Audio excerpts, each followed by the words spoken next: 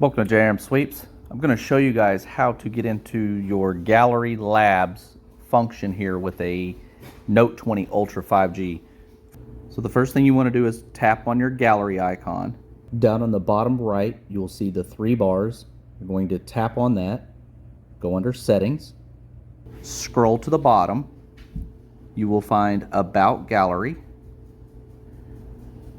And in the middle here where it says version 13.1, you are going to pretend like there is an imaginary button there, and you're just going to quickly tap until you see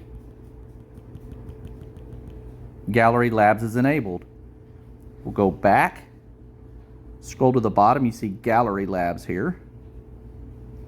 So now you can scroll down where it says Film Strip and Viewer, and you can see yours is going to probably be enabled. I already had mine disabled, and this will turn the film strip viewer off and go back to the video player mode. Thanks for watching.